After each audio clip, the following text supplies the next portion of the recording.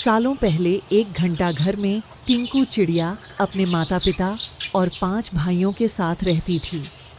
टिंकू चिड़िया छोटी सी थी, उसके पंख मुलायम थे। उसकी माँ ने उसे घंटाघर की ताल पर चहकना सिखाया था। घंटाघर के पास ही एक घर था जिसमें पक्षियों से प्यार करने वाली एक महिला रहती थी। वह टिंकू चिड़िया और उसके परिवार के लिए रोज रोटी का टुकड़ा डालती थी। एक दिन वह बीमार पड़ गई और उसकी मौत हो गई। टिंकू चिड़िया और उसका पूरा परिवार उस औरत के खाने पर निर्भर था। अब उनके पास खाने के लिए कुछ नहीं था और न ही वो अपने लिए खान जुटाने के लिए कुछ करते हैं। भूख के मारे तो बहुत बुरा हाल हो गया है। अगर अभी खाना नहीं ढूंढा तो हमें भूखे मरना पड़ेगा। काफी मेहनत करने के बाद उन्हें 3 कीड़े मिले जो परिवार के लिए काफी नहीं थे।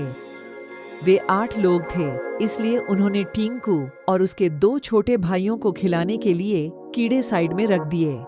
इधर खाने की तलाश में भटक रही टिंकू, उसके भाई और उसकी माँ ने एक घर की खिड़की में चोंच मारी ताकि कुछ मिल जाए, लेकिन कुछ नहीं मिला।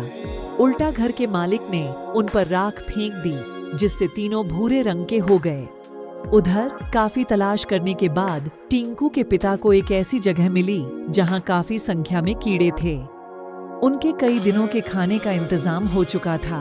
वह जब खुशी खुशी घर पहुंचा तो वहां कोई नहीं मिला। वह परेशान हो गया।